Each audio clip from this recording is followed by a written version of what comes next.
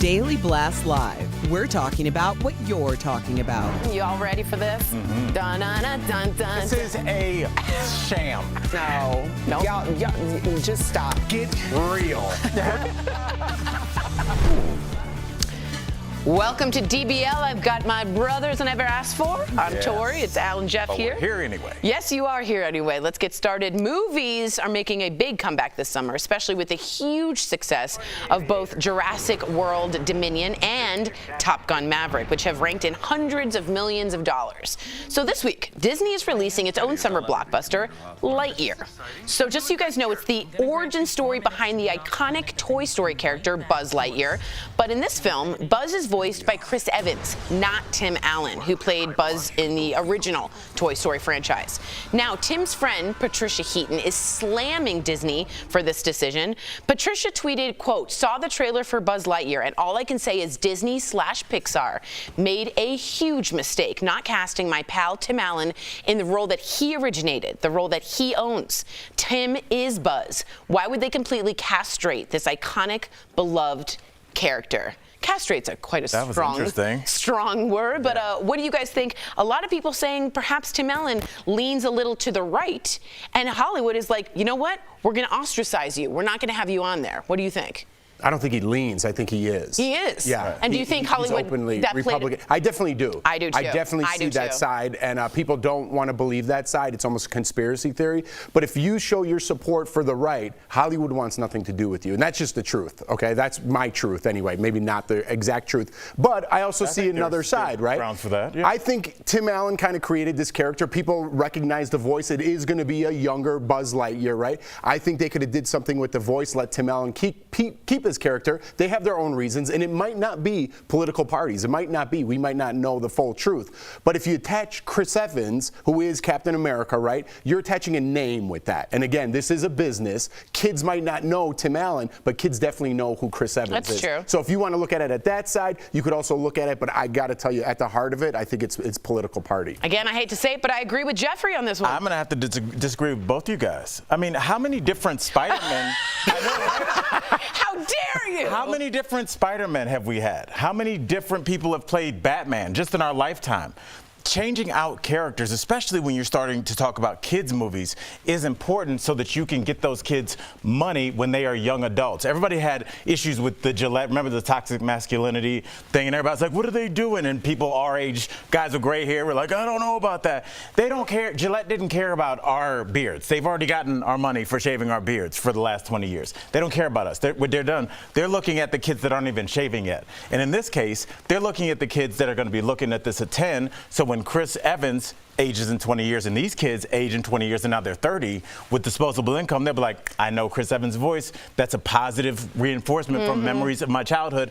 Whatever he's selling then, home insurance, house and car insurance, whatever, adult things, you will buy because in age 10, his voice made you have a positive memory. So that's where I think it's coming from. I think it's about money. I don't think Hollywood cares. I think you're wrong. I think they do care, in my opinion. And I do think... Over revenue? I think they do ostracize people who sometimes see the other view. I don't think we see a lot of that in Hollywood. But I'll say this, I'm disappointed. I know Tim Allen has a much older voice, right? But when I hear to Lightyear and Beyond, that's all Tim Allen. All I hear is like, hey, Woody. Because you're in your 40s like me. Okay. But not I'm 40. But they don't care about Tim 40. Allen. Just end at 40. Yeah. I was going to put a 1 in front of that. Nope, 40. 40. Just 40. And it is another character. It's the astronaut he's playing that the toy was based after. So it is a different whole person, the Lightyear thing. But I'm a little disappointed, I got to be honest. Listen, there's no friendship in Hollywood, I'll tell you that. All right. There's no and friendship. Also, Tim Allen's had 2 super successful in syndication series. I know, but you act like he's been put upon. He's made hundreds of millions of dollars. That's like saying Forrest Gump can be played by someone else. I just don't think it works. But you know what? I could be wrong. Lightyear is also sparking controversy for another reason. It won't even be shown in 14 Middle Eastern and Asian countries, including Saudi Arabia. Now, it's all because the Disney film features a gay kiss. One of the main characters, named Hawthorne, reportedly reportedly kisses another female character. Now, the kiss was removed and then actually put back in after some employees complained. Now, Chris Evans is responding to critics who say the film's same-sex kiss pushes a pro-gay agenda. Chris told Reuters, quote, "The real truth is those people are idiots. There's always going to be people who are afraid and unaware and trying to hold on to what was before. But those people die off like dinosaurs. I think the goal is to pay them no mind, march forward, and embrace the growth that makes us human." That was a very Hollywood answer. Why do you say that? Well, it was very on the other side of what Republicans would say. It was a progressive answer. Very yeah. progressive. What about the idiots And part? he's the biggest star, one of the biggest stars in Hollywood. Right. So he's also playing the game. Even if he feels that way, if you also play that game, you're going to become a huge star. Do you think calling them idiots was a bad idea? I like to call people idiots. I'm okay with it. Okay. That's You know what, Jeff, I'm okay with you calling people Me too. idiots, but I'm Me not too. okay with him calling people idiots I am here. with you, Al. And it's funny how we're bouncing back and forth. The reason that I don't really care for that is, first of all, because somebody believes something different than you doesn't make them stupid. Right. It just makes it so that they were raised a little bit differently. And I know we were just talking about Tim Allen, so the natural attachment is to say, well, you know, you're homophobic, so it's just another white man's thing. But you know what? A lot of older black folks had a lot of issues coming around and putting their arms around, you know, all different lifestyles. So I hear a lot of people that I grew up and helped raise me that had to learn a different way, and that there are different people on this planet with them. So I say give people some time. I'm with you. Rather than calling them idiots. And I know you weren't. And I'm totally joking around. Of But course, yeah, he was pushing not even the left agenda, the far left agenda, right? Mm-hmm. And not giving people the chance to might not understand that or might not have someone in their life that is from the LGBTQ plus community and not get it, because sometimes if you're trapped in your bubble, you're not seeing the whole world, right? And then when you experience other things, you're like, oh, this is totally everything I thought was a misconception. It's happened in my own life with many different things, right? That's how you grow and learn. And just saying you're an idiot on one side and just putting people down for the way they think instead of saying, hey man, why don't you watch the movie? Tell me how you think, and maybe we could go from there and have a little talk about it. That's the way you explain it. I hear you guys on the idiots, because it is very condescending and it sort of puts people down. And then the conversation's lost on the idiots part, right? But I do think there's two things wrong with what the other side was saying. Pushing a gay agenda because you kiss your partner doesn't push an agenda. It's just what you see in the world out there. If my friend holds his husband's hand, they're not saying be gay, they're just enjoying their time. So one, I don't think it's a gay agenda. And two, how many heteronormative prince and princesses in Disney's do we see? How many princesses wake up from a prince kissing her? They've pushed an agenda, if you're going to call it that, the entire time. It's just been straight. I mean, you know, and it's so easy to go into, you know, gay, straight, all that kind of stuff. But what if this is 40 years ago and we're talking about an interracial kiss? Wouldn't we be using the exact same terms? You're pushing an interracial, both races should be separate and all that kind of stuff. And now that would seem crazy. You know, things do move in. And the Supreme Court has ruled. Exactly. This is marriage. It's legal and it's equal. So I don't think idiots was right, but I do think. But we do support Jeff calling other people idiots. Yeah, I don't want you to ever feel like you can't. I feel very Fire 'em up. moron. I lean on a lot. Yeah. Do you want to say the rap into idiots or anything? Huh? Okay. Coming up on DBL. She teaches you. I do want to call someone an idiot right now. Summer etiquette tips. We will talk after. Summer etiquette tips from Mr. Manners. What's the deal on wedding Maybe I should gifts? listen up to this next segment. When you're traveling to a destination event. Plus, Amber Heard admits she still loves Johnny Depp. She's explaining why, even after the messiest trial of all time. Closed captioning provided by Carl. This June, DBL isn't holding back. I've already spent my time and all of my sanity on trying to make you happy. I like a little cheese on my potatoes. That was what's going on in my head. That's what we need more of, conversations in this country. Like this show. Thank you. DBL is all new every day. How she thinks Johnny's going to. Megan is breaking down the next segment for us, who Amber Heard is and who Johnny Depp is. I'm just kidding. We do this story every day. And then you're going to set up the So love don't stuff. talk about it too So don't early. talk about the love stuff until we play the second Which shot. we That's the always second happen beat. to do. Which, yeah. So I've Tiffany. said it, you know. See, I'm making sarcastic jokes and she's actually. Tiffany, I want to tell you And something. then the next What's his one name? is Charlie Sheen. So we're talking about, if we get to it, his daughter being on OnlyFans. So we'll see. You need to explain what OnlyFans is. It's in there. Okay, thanks. It's in there. My mom would be like, could I be on that? It's in there. Totally. And there's several angles you please. can go with this. So you can talk about, like, should Charlie really be giving this advice when it's not really him, his past, and also you can take. Hypocrisy could blow the world up, literally. Correct. And then also, like, if it was your kid, how would you feel about that? For sure. And then also, maybe have you ever So it done turns something that out- your parents were like, why did you do that? Chris Evans' brother is gay, Scott Evans. So I think that's actually. So it turns out, guys, Chris Evans' brother is gay. So there was a personal take to that, which Lydia just let us know, and I appreciate her telling me that. A little backstory to why, again, don't agree with idiots still. Still like when Jeff does it. Don't Like love it does. I think it does. Captain America, I don't love when he does it. When there's a but depending on where you're at. But that does help, right? That helps me make sense. It does. He's like, in you a know way, what? I don't mind it. You're a bigot. I don't care about you, which Right. In a way, I don't, because it's getting right to the point. Yeah. Right. And also, He's you like, gotta they're gonna think about die what out. he's heard about his brother his whole life, so Yeah, he doesn't so have I- that like I easy understand answer it. we would have. Yeah. You know. Someone just wrote, "Oh no, not Amber Heard again." I definitely like you raising them up there on the Tim Allen. They kind of both think that.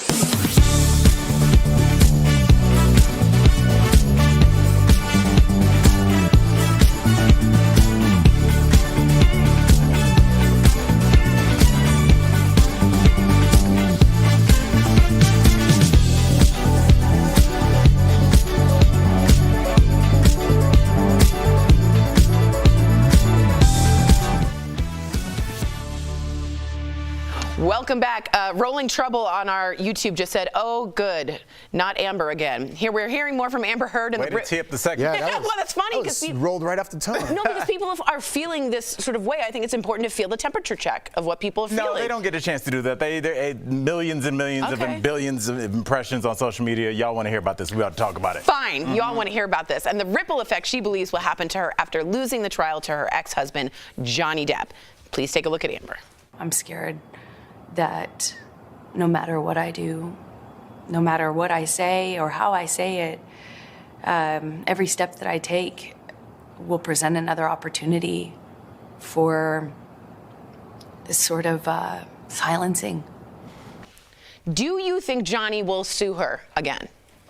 Could I just say my favorite part of this is the way it's shot? I know people at home don't appreciate What do you love that. so much about that? I just like the different angles, them showing the camera and stuff. People at home have no idea what I'm talking But it's about. When behind they're the showing behind the scenes and the different angles, not just a traditional like this. But yeah, but it's more artistic. But yeah, I do like that part. See, like it's a cool shot. Yeah, it's a you good don't shot. see that shot. Oh, what are we talking about? Johnny Depp, will he sue again? If she keeps No, talking? no, Okay. absolutely not. Did she even ask if she's going to pay the first $10 million? I think the way her lawyer answered it, I Yeah. think that question's done. She has her no lawyer more money. Didn't go, well, I don't know. She'll have to move some money around. She's like, no, God. But I would have hammered that home. I gave Savannah credit yesterday, but I would have hammered that home saying, listen, now you owe Johnny $10 million. He gave you money in the settlement, and you were supposed to give that to charity. You were the face of all of that, right? You didn't want any of that. Now, are you going to give that money back to Johnny? Like, let's be honest. You lost. Follow So now are you the going to pay money. the piper or not? Who gets to just walk away after you lose a $10 million settlement? Idiots, that's who.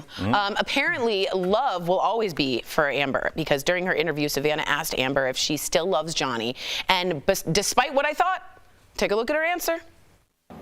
I love him. I loved him with all my heart.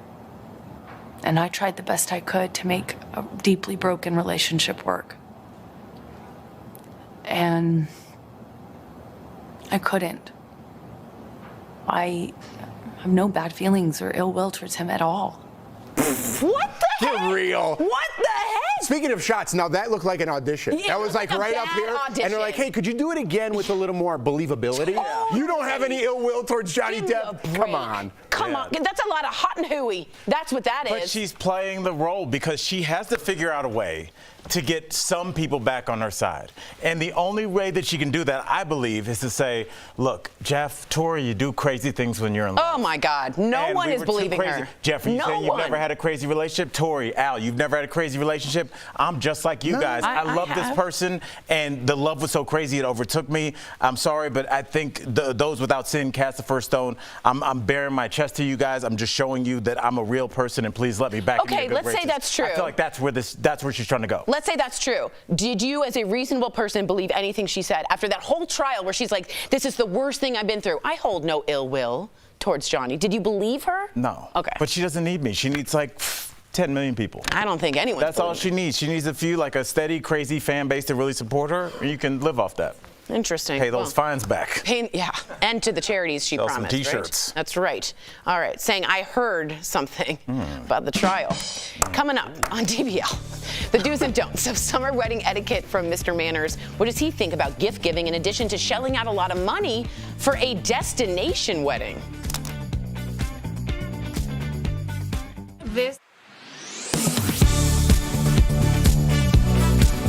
Cruise ships are getting larger every year. Many carry up to 3,000 passengers, and with that many people, you're bound to have a lot of waste. Verify viewer Brandy emailed us to ask if cruise ships dump that waste into the ocean. So let's verify. Our sources are the Environmental Protection Agency, the U.S. Coast Guard, and Elaine Heldevier, Carnival Cruise Line's Sustainability Director. There are several types of waste on cruise ships, like sewage, solid waste, and food scraps, and each has its own disposal method. For example, food scraps are sometimes composted on board. Sewage is usually treated on the ship, and international and domestic laws allow captains to discharge it into the ocean, except in protected areas. Carnival says this usually happens at least 4 to 12 miles from shore, depending on how the waste is treated. Solid waste, like food waste and trash, is offloaded when the ship is docked. In the U.S., the EPA and Coast Guard regulate what gets discharged and where it happens. While they don't keep track of how much waste is disposed by cruise lines, the government does fine operators for not following the law. We reached out to the world's 3 largest cruise companies about the waste discharged by their ships. Only Carnival responded. Heldevier tells Verify the waste discharged by Carnival meets or exceeds international standards, and pointed us to the company's sustainability report. It shows the company lowered the amount of wastewater discharged into the sea before the pandemic and has a goal to build ships that don't discharge into the ocean at all by 2050. So, yes, cruise ships do dump some waste into the ocean, but the process is regulated by international authorities. With your Verify, I'm Brandon Lewis.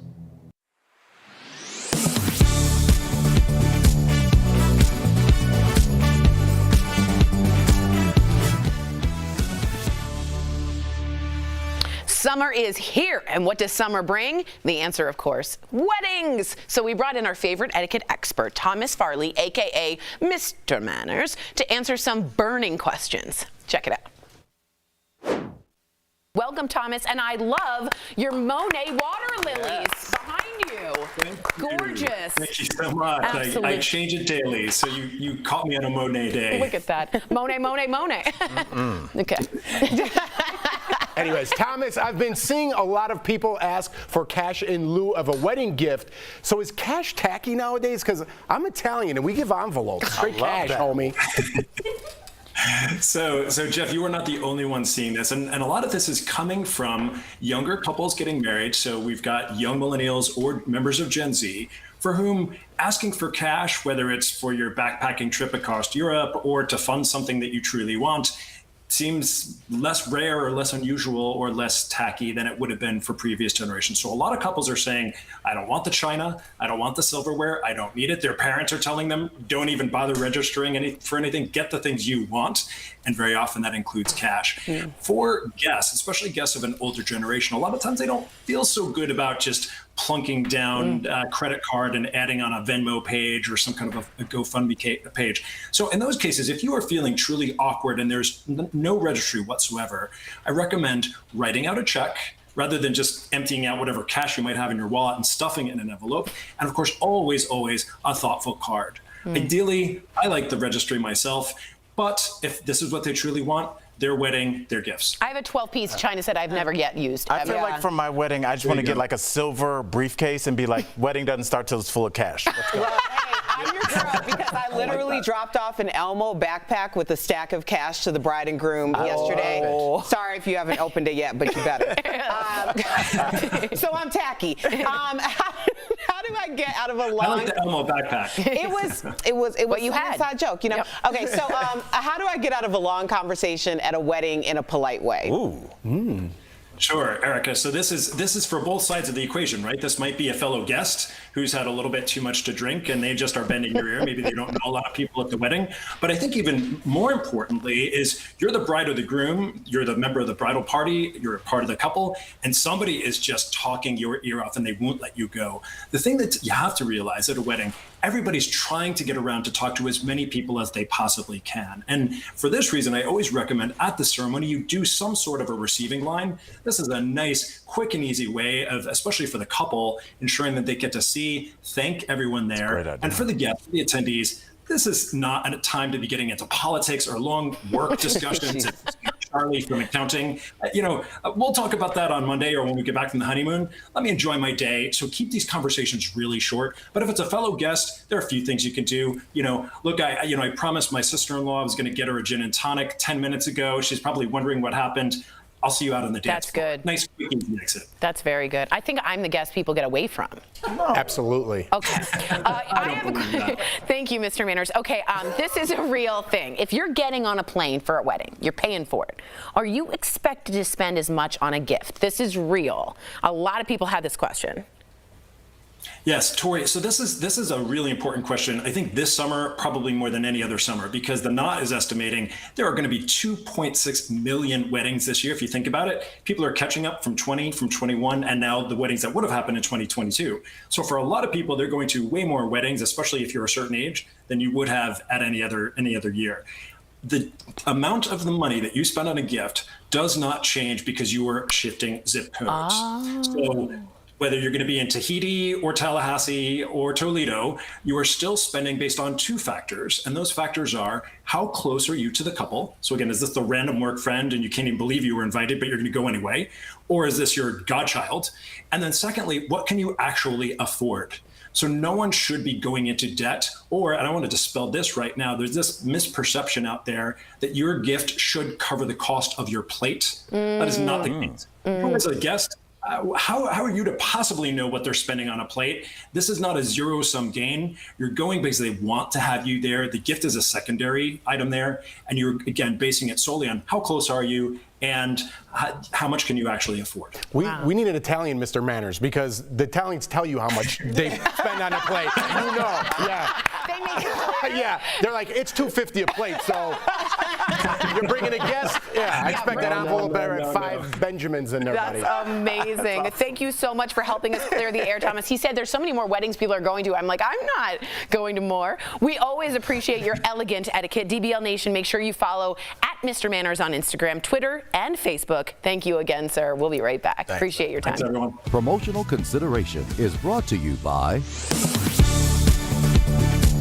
We wanted to look at how dangerous this heat could be. So the question, is heat the leading weather-related killer in the U.S.? Let's verify. Our sources are very own meteorologist Chris Mulcahy and the CDC. According to the CDC, around 618 people are killed by extreme heat each year. Heat is the #1 killer, and it's one of those hidden killers that people don't realize because flooding is #1 as far as the severe thunderstorm world goes. But with heat, you don't realize it sneaks up on you. Someone experiencing heat stroke will have symptoms that include a high body temperature, an altered mental state, nausea, rapid breathing, a racing heart rate, and a headache. Chris says that's why it's so important to be aware when we have these high temperature days. The whole reason why whenever we have those heat advisories or excessive heat warnings, it's because our temperatures of how we feel are getting to the point that we really can't sweat anymore. So our body temperatures start to rise. The CDC says the people most at risk for heat-related illness or death are older adults, young children, and people with chronic disease and mental illness. So the best thing to do on these dog days of summer?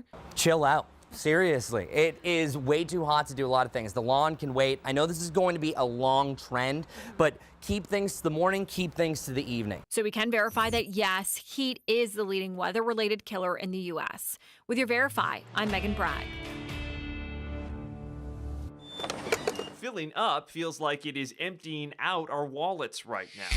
So here's our sources to help us answer if you can downgrade from using higher octane premium to regular grade gas to save some money. Gas grades have different octane ratings, and not to get too technical, but it's all about the pressure at which the fuel combusts, ranging from regular 87 to 91 octane or higher, usually marketed as premium. Good news is most cars on the road are designed for regular 87 octane gas. For most everyone else, though, there are two distinct groups. Some users' manuals recommend premium, and some may use the word require. And obviously, there's a big difference. So for cars where premium is recommended, basically they can handle regular just fine. But you're probably losing out on a little bit of fuel economy and performance. However, some luxury, high performance, and turbocharged cars require 91 or higher octane. Those engines, those computers that run those engines are designed for that octane. If you put in a lower octane than is required, there could be catastrophic results. Cars.com says lower octane in an engine designed for higher could damage your pistons, valves, spark plugs, and at worst, could even wind up voiding your warranty. Now, whether you want to try it in a pinch maybe every once in a while. So I would always suggest people look at their owner's manual. It's definitely more risky if your car requires premium, you downgrade. So we can verify downgrading from premium to regular. If your car requires premium, it might save you at the pump initially, but could cost you a whole lot more in other problems down the road.